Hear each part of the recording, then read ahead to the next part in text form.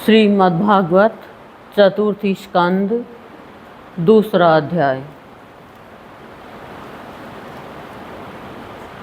Topic है भगवान शिव और दक्ष प्रजापति का मनोमालिन्य, यानी भगवान शिव और दक्ष प्रजापति का मनोमालिन्य यानी मन की मलिनता।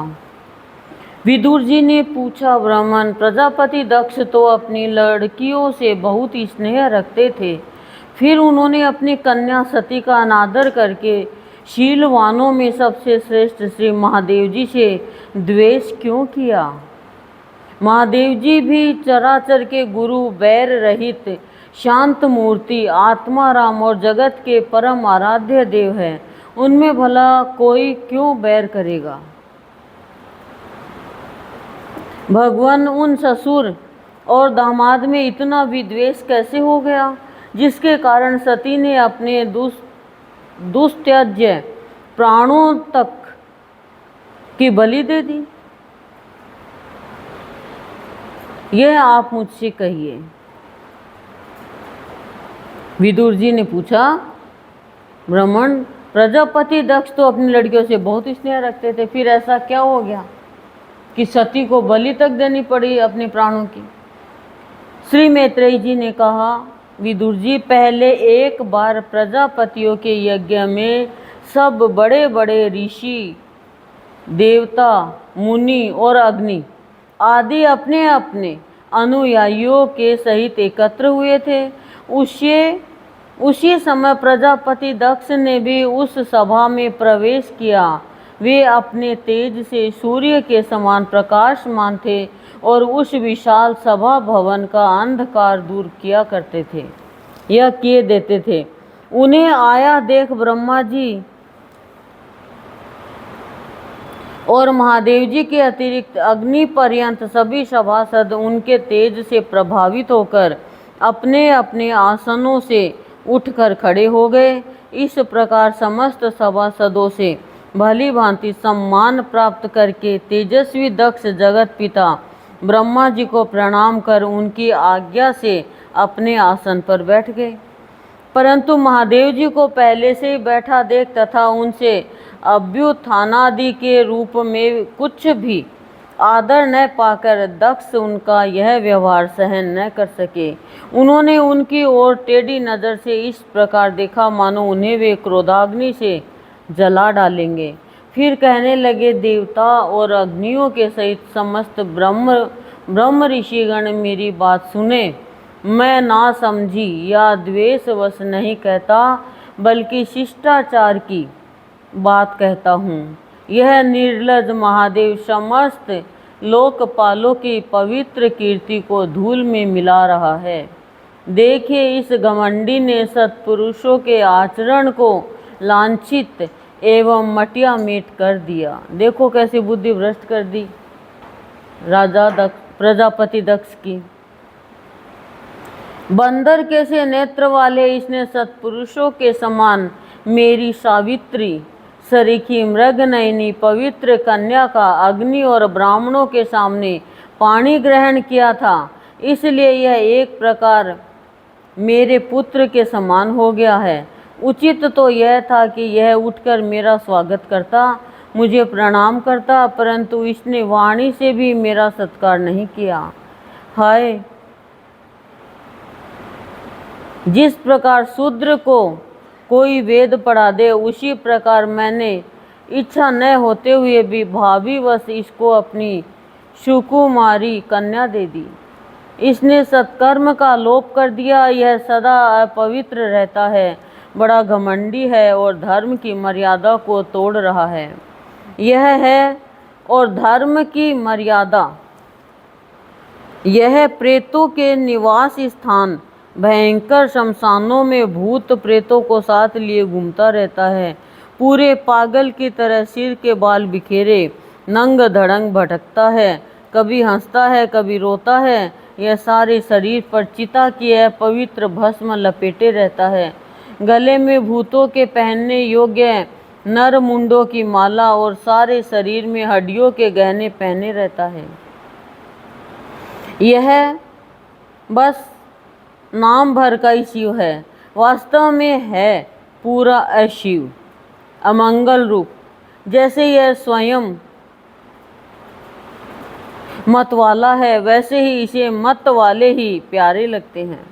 भूत प्रेत प्रमथ आदि निरे तमोगुणी स्वभाव वाले जीवों का यह नेता है। अरे मैंने केवल ब्रह्मा जी के बहकावे में आकर ऐसे भूतों के सरदार, आचारहीन और दुष्ट स्वभाव वाले को अपनी भोली भाली बेटी ब्याह दी। श्री मैत्रेय जी कहते हैं, विदुर जी, दक्ष ने इस प्रकार महादेव जी को बहुत कुछ बुरा भला कहा, तथापि उन्होंने इसका कोई प्रतिकार नहीं किया। वे पूर्ववत निश्चल भाव से बैठे रहे। इससे दक्ष के क्रोध का पारा और भी ऊंचा चढ़ गया और वे जल हाथ में लेकर उन्हें शाप देने को तैयार हो गए। दक्ष ने कहा, यह महादेव देवताओं में बड़ा ही अधम है। अब से इसे इंद्र, उपेंद्र आदि देवताओं के साथ यज्ञ का भाग नहीं मिले। उपस्थित मुख्य सभासदों ने उन्हें बहुत मना किया, परंतु उन्होंने किसी की न सुनी, महादेव जी को शाप दे ही दिया। फिर वे अत्यंत क्रोधित हो उस सभा से निकलकर अपने घर चले गए। जब श्री शंकर जी के अनुयायियों में अग्रगण्य नंदीश्वर को मालूम हुआ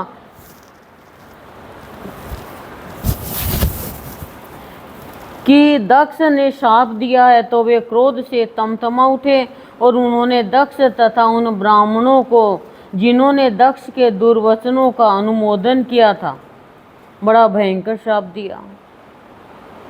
वे बोले, जो इस मरण धर्मा शरीर में ही अभिमान करके किसी से भी द्रोह न करने वाले भगवान शंकर से द्वेष करता है, वह भेद बुद्धि वाला मूर्ख दक्ष तत्व ज्ञान से विमुख ही रहे।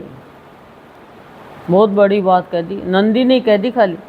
यह चातुर्मास्य यज्ञ करने वाले को अक्षय पुण्य प्राप्त होता है आदि अर्थवाद रूप वेद वाक्यों से मोहित एवं विवेक भ्रष्ट होकर विषय सुख की इच्छा से कपट धर्ममय गृहस्थ आश्रम में आसक्त रहकर कर्म कांड में ही लगा रहता है।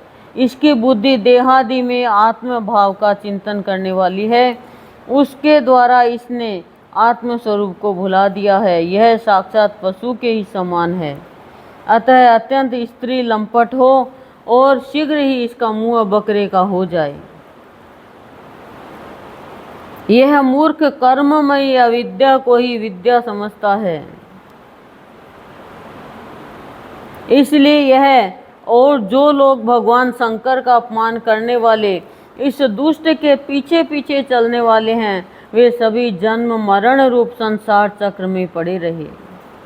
वेदवाणी रूप लता फल श्रुति रूप पुष्पों से सुशोभित है, उसके कर्म फल रूप मनोमोहक गंध से इनके चित्त क्षुब्ध हो रहे हैं।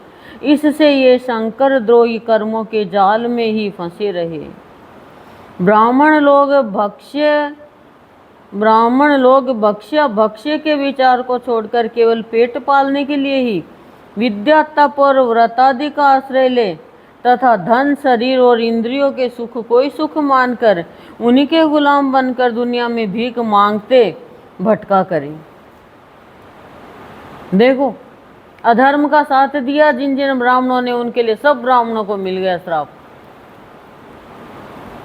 नंदीश्वर के मुख से इस प्रकार ब्राह्मण कुल के लिए शाप सुनकर उसके बदले में भृगु जी ने यह दुस्तर शाप रूप ब्रह्मदंड दिया। जो लोग शिव भक्त है तथा जो उन भक्तों के अनुयायी है, वे सत्य शास्त्रों के विरुद्ध आचरण करने वाले और पाखंडी हो।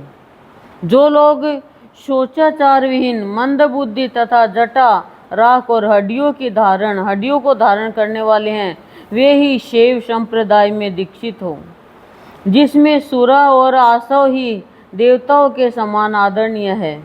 अरे तुम लोग जो धर्म मर्यादा के संस्थापक एवं वर्णाश्रमियों के रक्षक वेद और ब्राह्मणों की निंदा करते हो, इससे मालूम होता है तुमने पाखंड का आश्रय ले रखा है। यह वेद मार्गी लोगों के लिए कल्याणकारी और सनातन मार्ग है।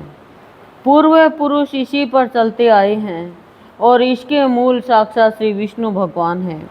तुम लोग सत्पुरुषों के परम पवित्र और सनातन मार्ग स्वरूप वेद की निंदा करते हो, इसलिए उस पाखंड मार्ग में जाओ जिसमें भूतों के सरदार तुम्हारे इष्ट देव निवास करते हैं। श्री मैत्रेय जी कहते हैं, विदुर जी, भृगु ऋषि के इस प्रकार शाप देने पर भगवान शंकर कुछ खिन्न से हो वहाँ से अपने अनुयायियों सहित चल दिए। वहाँ प्रजापति लोग जो यज्ञ कर रहे थे उसमें पुरुषोत्तम श्री हरि उपास्य देव थे और वह यज्ञ 1000 वर्ष में समाप्त होने वाला था। उसे समाप्त कर उन प्रजापतियों ने श्री गंगा यमुना के संग में यज्ञांत स्नान किया और फिर प्रसन्न मन से वे अपने अपने स्थानों को चले गए। ओम शांति ही शांति ही शांति प्रसन्न।